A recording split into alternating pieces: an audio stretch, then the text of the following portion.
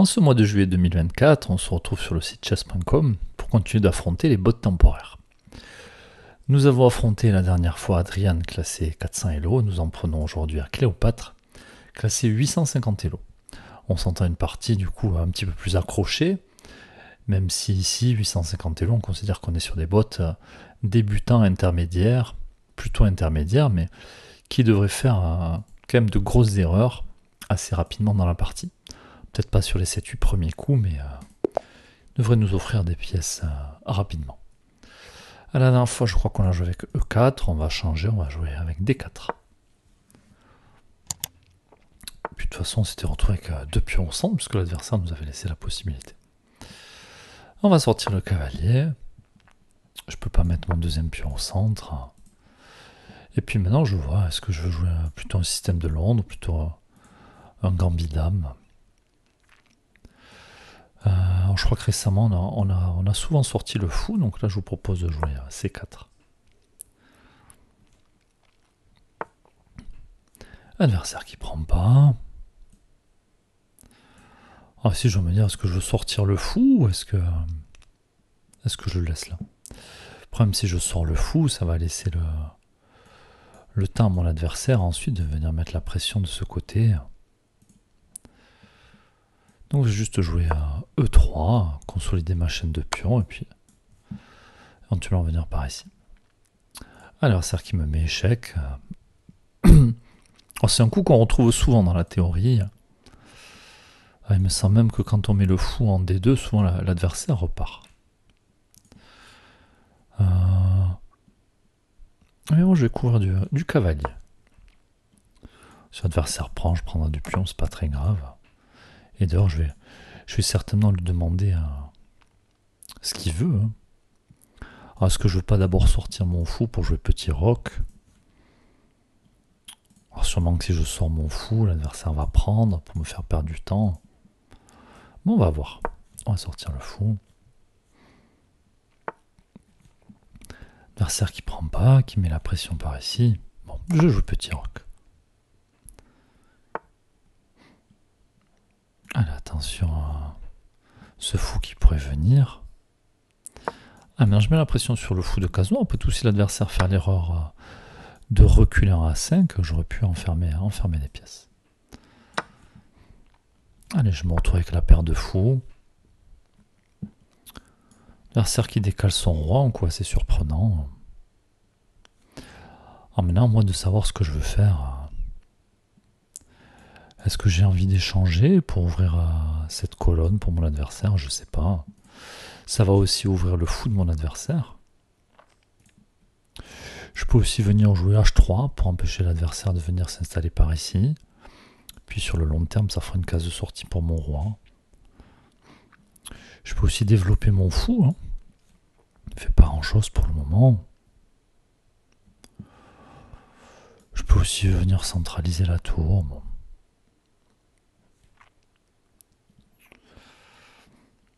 Alors, replacer mon fou. Bon, sur cette diagonale, il n'a pas l'air de faire grand-chose. Mais bon, moi, il a le mérite de protéger mon pion à 3. Du coup, je sais pas trop où le mettre, en fait. Je me demande même si je vais pas prise et puis avancer. Après tout, là, j'ai deux pions qui se gênent. Non, c'est ce que je vais faire. Et je vais dire, si l'adversaire prend du pion, ben, je vais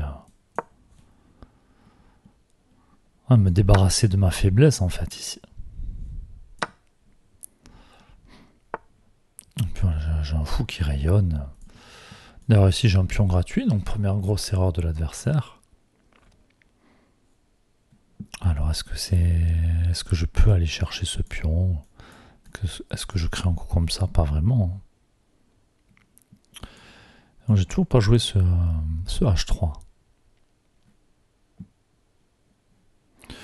Moi, j'ai un pion à récupérer, je vais venir le récupérer, et puis je vais repartir. Je vais même repartir un petit peu plus loin.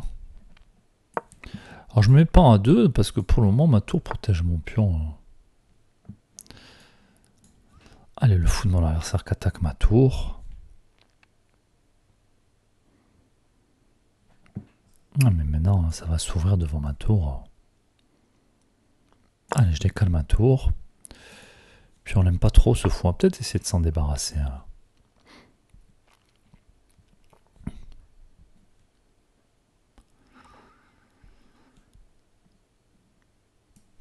Allez, je replace mon fou. Je vais peut-être venir par ici. Pour couper la diagonale. Attention à ce cavalier qui pourrait venir menacer des choses par là.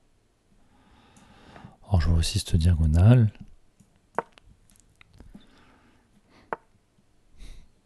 Bon, et l'adversaire qui nous laisse le fou qui n'est pas protégé. Bon, ça y est, là. Cléopâtre qui craque à 850 Elo. On va récupérer ce fou. Alors peut-être qu'il va se faire enfermer par un coup comme celui-là. Mais c'est pas le cas. Attention à la pression qui va être mise sur mon cavalier.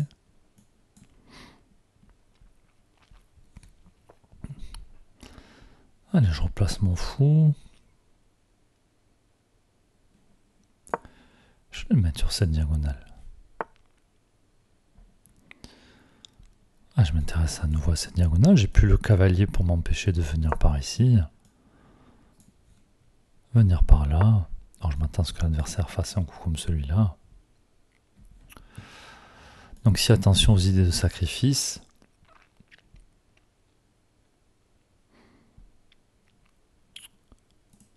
Et ensuite il y aurait des complications. Donc ce que je vais faire, j'ai très envie de jouer H3 pour chasser ce cavalier. Et si mon adversaire prend mon cavalier, je ne reprendrai pas la tour, je viendrai prendre son cavalier. Après on pourrait calculer des choses comme ça. Prise, prise, échec, roi F1, dame, roi E2. Bon, on va essayer de jouer simple pour le moment. On a ce cavalier qui met un peu trop de pression, on a du matériel d'avance, donc on va essayer de s'en débarrasser. Voilà. Et maintenant, si jamais l'adversaire veut sacrifier, ben, je reprendrai de la dame, mais il n'y aura aucun souci. Alors je m'intéressais à ce coup-là, maintenant il faut que je m'attende à ce que l'adversaire joue à C5. Il faut que je réfléchisse à prise, prise. Ah mais mon roi, le roi adverse qui est plus en G8. Sinon j'allais dire on aurait pu éventuellement jouer à fou H7 échec et puis récupérer la dame. Une fois que le fou est parti.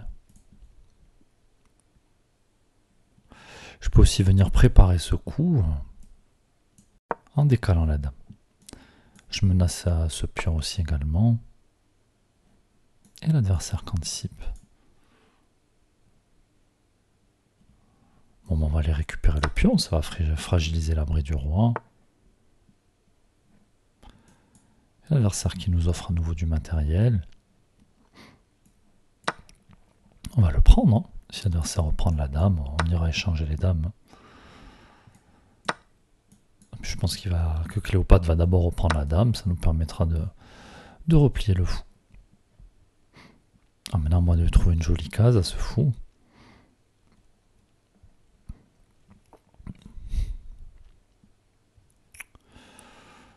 Je vois pas vraiment de jolies cases.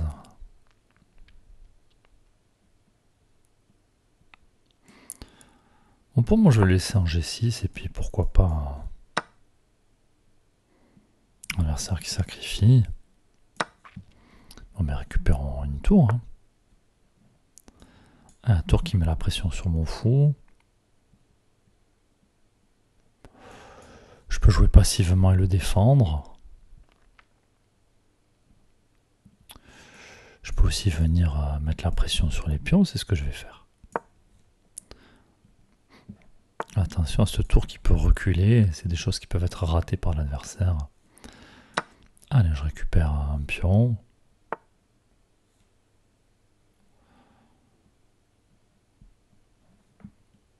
Alors ici, le roi qui est enfermé, ça me donne envie de ramener une tour. Hein. Ce que je vais faire. Adversaire qui anticipe.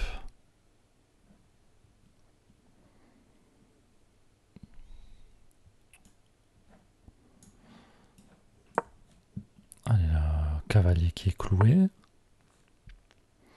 Je vais venir renforcer la pression sur ce cavalier qui ne peut pas bouger vu qu'il y a le roi derrière. Alors maintenant, est-ce que je veux prendre de la tour ou du fou?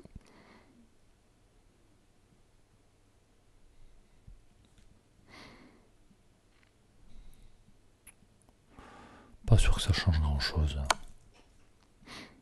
Allez, échec. J'ai le fou aussi qui peut venir embêter ce roi. Je vais l'enfermer à nouveau.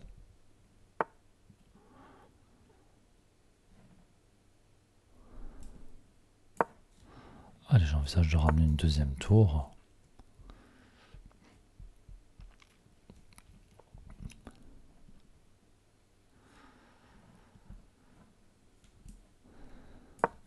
Allez, si l'adversaire avance le pion, je pourrais récupérer la tour.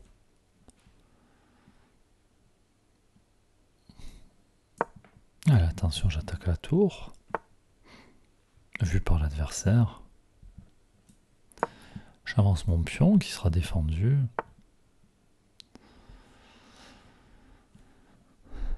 Alors attention à des coups comme ça aussi, à échec, il pourrait venir récupérer la tour. Alors si l'adversaire avance le pion, je vais sacrifier ici ma tour. Coup pas facile à voir pour venir récupérer. Et du coup au passage j'aurais gagné un pion.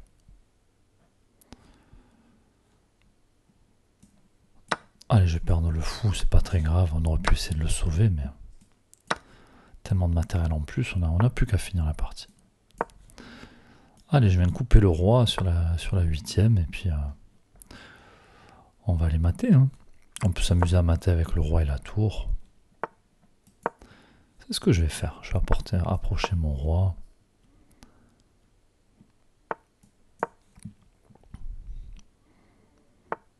Alors, rappelle que dès qu'on a les deux rois qui se font face, on monte la tour et la partie est finie. Donc je vais forcer l'adversaire à venir par là. Donc, le problème c'est que si maintenant je joue au roi B6, l'adversaire va jouer roi C8, je n'aurai toujours pas les rois en face. Donc je vais faire un coup d'attente. Si ça en va, je viendrai. Et s'il se met en face, j'aurai plus qu'à bouger la tour. Échec et mat.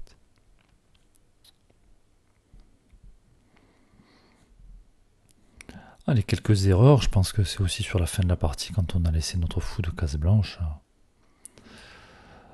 Bon, et ici on va pas aller analyser la partie, on n'a pas de gaffe, on n'a pas de game manqué, donc on va laisser là, puis on va garder la possibilité d'analyse face à des bots un peu plus solides. Donc voilà, n'hésitez pas à dire ce que vous avez pensé de la partie, si vous trouvez que Cléopâtre, classé 850 € est plutôt un adversaire redoutable, ou est-ce qu'elle vaut vraiment son classement, est-ce que je joue un peu mieux ou au contraire un peu moins bien. Voilà, n'hésitez pas à laisser des likes, des pouces, des commentaires, et puis on se retrouve prochainement pour affronter d'autres bots en ce mois de juillet. À bientôt.